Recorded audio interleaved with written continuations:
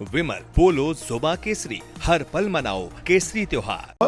बंगाल में एक तस्वीर खड़ी करेंगे कि अगर हिंदू बंट गए तो बांग्लादेश जैसा कत्लेआम होगा। बांग्लादेश के कत्लेआम की अगर इतनी चिंता है तो एस जयशंकर एक शब्द नहीं कहकर आए वहां गए बांग्लादेश। या ये वोट बैंक की पॉलिटिक्स है, भारत में हिंदू मुसलमान करना है।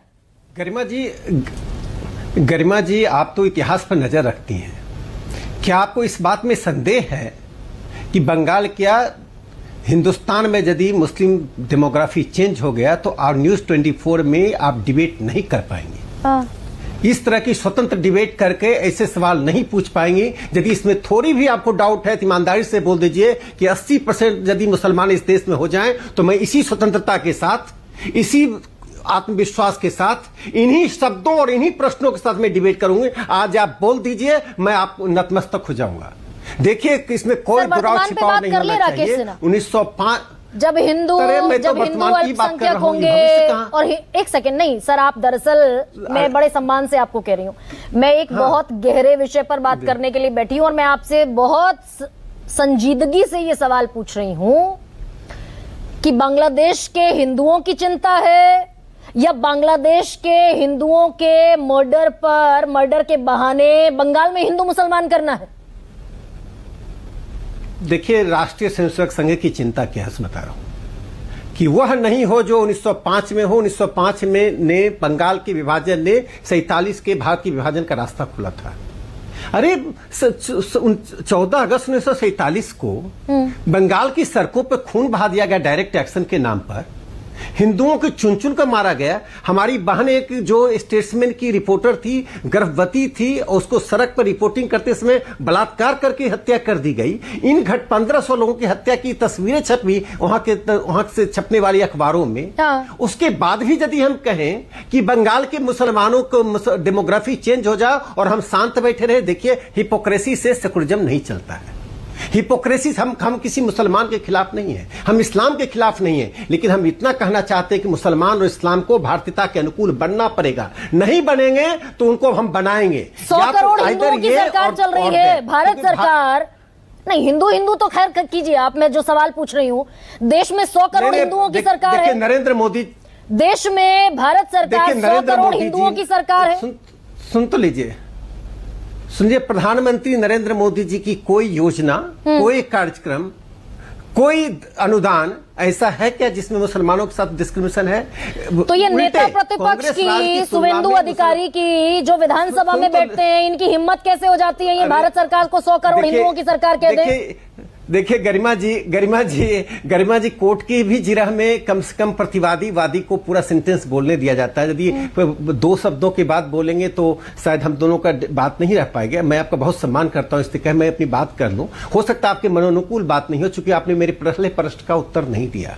आप आंसर दे सकते हैं, बहुत पढ़ी लिखी हैं। नहीं आपको देना चाहिए। देखिए देश जानना चाहता है, बहुत ही क्रिटिकल जंक्शन पर देश चल रहा है। मेरे एक प्रश्न का राकेश सिन्हा जवाब संविधान की बात मैं नहीं कर रहा हूँ। राकेश सिन्हा एक प्रश्न का जवाब दीजिए। मेरी बात सुन लीजिए, आप 47 की घटना जानते हैं, 1905 की घटना जानते हैं। सर छोटा सा सवाल पूछूंगी, रुकिए ना। Yes, democratic. हाँ एक सेकंड। संविधान के हिसाब से देश डेमोक्रेटिक है, संविधान के हिसाब से देश सेक्युलर भी है, सोशलिस्ट भी है, यानी 140 करोड़ का देश है। शुभेंदु अधिकारी कहते हैं 100 करोड़ हिंदुओं की भारत सरकार है।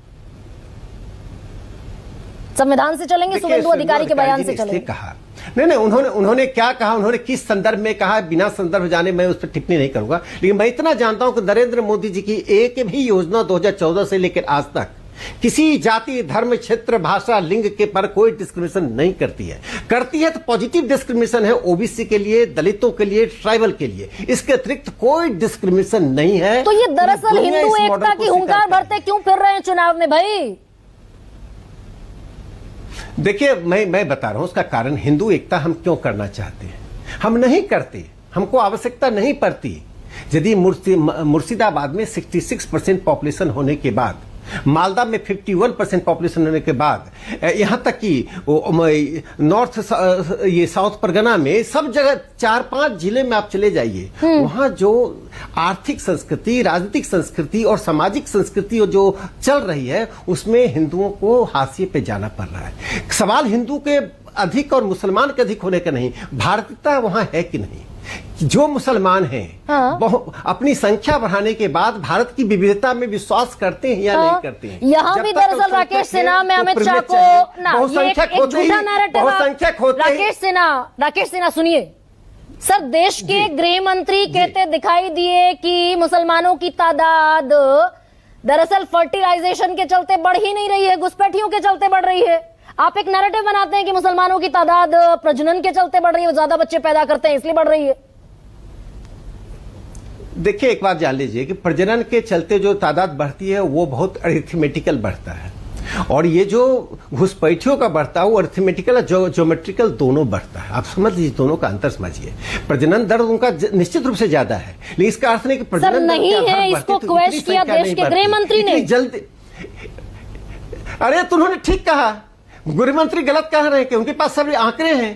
गृह मंत्री इस तस्वीर को देख रहे हैं, उस नग्न तस्वीर को देख रहे हैं कि इस तरह से बंगाल में हिंदुओं का कत्लेआम हो रहा है। आप कह रहे हैं हस्तक्षेप करें। आप न्यूज 24 की तरफ से डिमांड कीजिए कि भारत सरकार सैन्य हस्तक्षेप करे। हाँ। आप कर सकते हैं डिमांड क्या? नेहरू लियाकत पैक्ट की आलोचना कर सकते हैं क्या? मैं सिंपली आपसे यही सवाल पूछ रही हूँ, हिंदुओं की अगर इतनी चिंता है राकेश सिन्हा, नेहरू के तो हमारे विदेश मंत्री एस जयशंकर खालिदा जिया के निधन पर बांग्लादेश गए, क्यों नहीं मोहम्मद यूनुस से मुलाकात करके आए?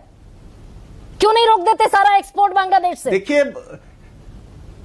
देखिए जयशंकर जी कब कहां क्या करेंगे विदेश नीति के थिंक टैंक डिसाइड करता है, और विदेश नीति को आज के ये कॉम्प्लेक्स वर्ल्ड में चलाना कितना कठिन है जब ये बड़े बड़े देश के राष्ट्रपति दिन में 4 बार बयान बदल देते हैं। बड़े बड़े देश छोटी छोटी भूमि के लिए, ग्रीनलैंड के लिए युद्ध की बात कर देते हैं, और पूरा व्हाइट रेस आज उस ट्राइबलिज्म में तब्दील हो गया। मतलब हम बायलेटरल टॉक में पैमाना मानते थे, हम बायलेटरल टॉक में इतनी हिम्मत नहीं रखते कि हिंदुओं के हितों की रक्षा की बात बांग्लादेश को कह दे।